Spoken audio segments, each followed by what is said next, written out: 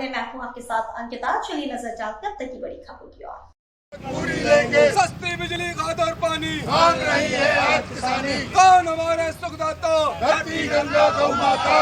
कौन हमारे सुखदाता? धरती गंगा गौ। मध्य प्रदेश में किसानों का दर्द किसी से छिपा नहीं है, जो कि समय समय पर जब यह दर्द बढ़ जाता है तो किसान मजबूर बस सड़कों पर उतर आता है। ऐसा ही एक मामला कुछ दिनों से चल रहा है, जिसमें पराली को लेकर के जबलपुर कलेक्टर महोदय के आदेश, मध्य प्रदेश के मुख्यमंत्री के आदेश के साथ ही पराली को जलाने को लेकर के रोक लगाने की इस मुहिम पर किसने की, यह पीड़ा बहुत ही बढ़ गई है, जिसके चलते आज किसान जबलपुर शहर के समस्त तहसीलों से ट्राली में पराली भर करके जबलपुर कलेक्टर के पास पहुंचे, जहां खुद किसानों को जबलपुर जिले के बॉर्डर पर ही रोक दिया गया, जिसमें से कुछ में किसान जबलपुर कलेक्टर तक पहुंच पाए, जहां उन्होंने अपनी पीड़ा जबलपुर कलेक्टर दीपक सक्सेना के सामने रखी। किसानों का कहना है कि आखिर किसे कहा जाए या फिर पराली का कुछ वैज्ञानिक उपाय निकाला जाए, जिससे कि कम खर्चे में इसका उपयोग किया जा सके। इस पर जबलपुर कलेक्टर दीपक सक्सेना ने किसानों को यह आश्वासन दिया है कि जल्द ही इसका कुछ वैधानिक उपाय निकाला जाएगा, जिससे कि जबलपुर ही नहीं मध्य प्रदेश के समस्त किसानों का इसका फायदा मिल सके।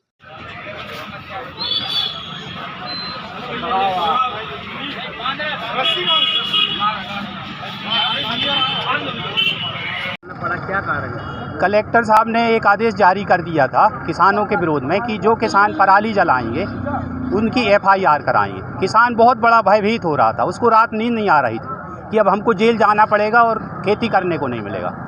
उसी विचार को लेकर के आज पराली लेकर आया है कि कलेक्टर साहब अपने वैज्ञानिकों द्वारा ये शोध कराएं कि ये पराली का हम लोग क्या करें, ये अपने वैज्ञानिकों को बताएं कि इसका उपाय बताएं आप किसानों को। किसान अपनाने के लिए तैयार है, किसान के पास कोई रास्ता नहीं है, तब तो वो आग लगाता है मजबूरी में कि हमको दूसरी फसल लगाना है, नहीं तो खेती करना करना पड़ेगा। तो यहाँ पहुँच करके क्या निष्कर्ष निकला है? कलेक्टर साहब ने बोला है कि अभी हमने किसी भी के किसान के ऊपर FIR नहीं की है और भविष्य में नहीं करेंगे।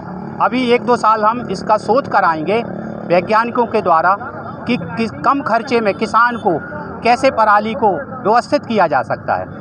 किसान भी इस बात पे तैयार हो गया है कि आप समाधान बता दें, हम आपके रास्ते में चलने को तैयार हैं। आज कहाँ से किसान पहुँचे? आज जबलपुर ज़िले के पूरे 7 तहसील से किसान उपस्थित हुए हैं और ट्रैक्टर भी लगभग 60 ट्रैक्टर आने वाले थे, जो कई जगह जैसे पनागर तहसील के पास रोक दिए गए, इधर बरगी के पास रोक दिए गए, इधर मात्र 2-3 ट्रैक्टर पहुँचे हैं। अपना नाम? रामदास पटेल, जिला अध्यक्ष, भारतीय किसान संघ, जिला जबलपुर। आज कलेक्टर पहुँचे हैं। कलेक्टर पराली के मुद्दे के कारण पहुंचना पड़ा किसानों को, नहीं तो किसान के तो व्यस्ततम कार्यक्रम है। चाहे जो कृषि कार्य चल रहा है वो समय से मांगता है कि समय से अगर बोनी नहीं होगी तो उत्पादन पर प्रभाव पड़ेगा, लेकिन कलेक्टर का पराली के प्रति किसानों का FIR के कारण किसान को यहाँ आना पड़ा। क्या चाहते हैं?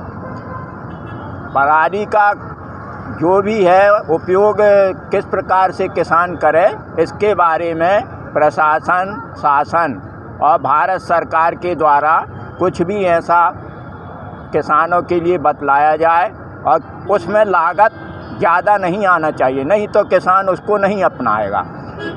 और इस प्रकार से यदि प्रशासन, शासन और भारत सरकार पराली का सदुपयोग करने का कोई मार्ग किसानों को उपलब्ध कराती है तो किसान पराली नहीं जलाएगा।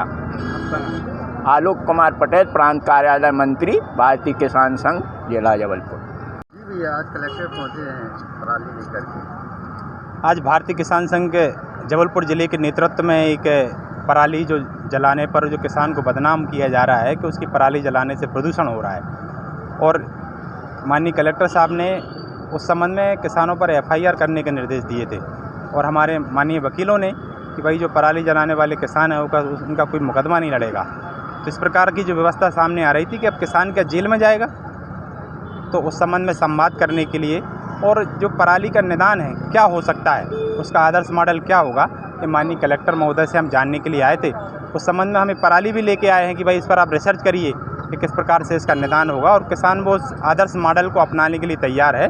और सरकार के और प्रशासन के जो भी उपाय हैं इस प्रदूषण को रोकने के लिए, उन प्रदूषण के रोकने के लिए पूरी तरीके से सहभागी होगा।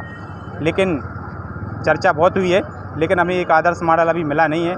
माननीय कलेक्टर साहब ने अपने अधिकारियों को निर्देश दिए हैं कि उसका एक आदर्श मॉडल बनाएं, जिससे वो किसानों को बताएंगे और किसान उस पर अमल करेगा, जिससे हमारे जो पराली जलाने की समस्या है वो समाप्त हो जाएगी। आज यहाँ पहुँचे तो आपके अधिकारियों से बात हो पाई है कि नहीं हो पाई है? नहीं, लगभग 1 घंटे के समय में माननीय कलेक्टर साहब पूरे समय उपलब्ध रहे और मुझे लगता है बड़ी गंभीरता से इस विषय पर चिंतन हुआ है और किसान भी उनके साथ है और प्रशासन से भी उम्मीद है कि वो भी किसानों का सहयोग करेगा, जिससे किसानों की समस्या का निदान होगा।